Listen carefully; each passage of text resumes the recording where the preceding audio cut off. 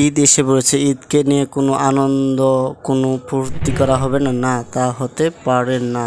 আজকে ঈদ নিয়ে আনন্দ করব সবাই। তো কষ্ট করে কোনার বাড়ি থেকে আমরা বুম নিয়ে আসছি ফোটানোর জন্য, শুধু এই রাতে যেন একটু মজা করতে পারি তাই বলে আমরা বুম এনে রাস্তায় ফুটাচ্ছি এবং দর্শকের ভিতরে আমরা খুব মজা পাচ্ছি।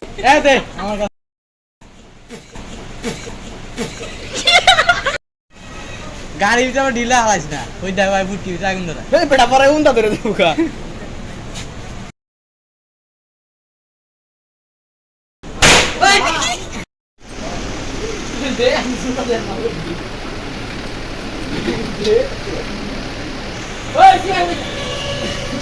দাও দাও দাও দাও দাও দাও দাও।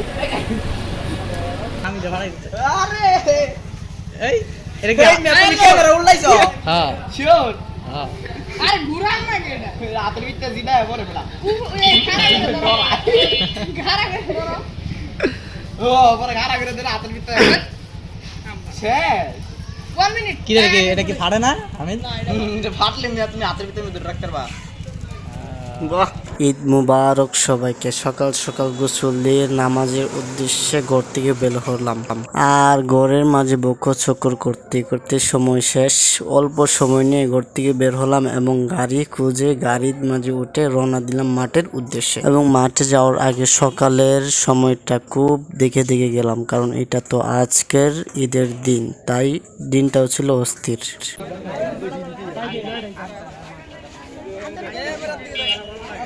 দেখাও দি মাথাই নষ্ট। ঘর থেকে যেহেতু একটু লেট করে বের হয়েছিলাম, এই জন্য শাস্তিও পেতে হয়েছে। মাঠে যেদিকে মাঠে জায়গা নিয়ে আমরা নাস্তায় নামাজ পড়েছি এবং রাস্তা দিয়ে কোনো জায়গায় পারছিলাম না, তারপরও চেষ্টা করছিলাম যতটুকু যাওয়ার সম্ভব ততটুক যে ঈদের নামাজটা পড়েছি আলহামদুলিল্লাহ।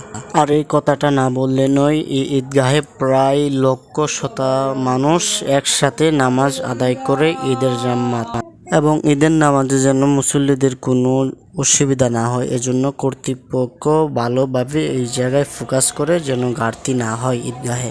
দেন নামাজ পড়া শেষ, এখন মামার পাগড়িটা খুলে গিয়েছিল, এই জন্য ভালোভাবে পাগড়িটা আবার লাগিয়ে দিচ্ছি যেন মামাকে অস্থির এবং পাঙ্কা মামু মনে হয়। আর মামার জন্য যদি ঈদ আসে তাহলে তো কেনাকাটার কোনো অভাব নেই, চোখের সামনে যা পড়বে তাই কিনে দিতে হবে, জুব্বা পাঞ্জাবি টুপি ইত্যাদি জাতীয় যাই লাগে তাই। সবাই আছে না ইয়া তিন তাকবীর দেওয়ার সময় তিন তাকবীর দিয়ে তুমি তাকবীর দিবে না? হুকুমাস না হাত বান্ধা লাগে কোন নাম নেই না বাঙালি চিন্তা করে তো জানা আদি 6টা গিয়া 7টা ওরা একদম ঘুরে দিয়ে দিয়েছে ঈদের নামাজ শেষ লাগে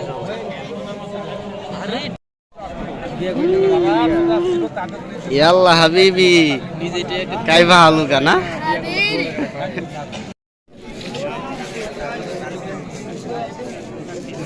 ঈদ মুবারক, ঈদ মাস দাও। আমার পকেট সেলাই করা, পকেট টিয়া বইরা পর পকেট সেলাই করা লাগি। ওই নির্ভর আল্লাহ তোমার কি আমার না না হইতে পারে। ঈদের নামাজ আদায় করার পর সবার জন্য দোয়া করেছি যেন আল্লাহ পাক রব্বুল আলামিন আমাদেরকে সবাইকে মাফ করেন, আমিন।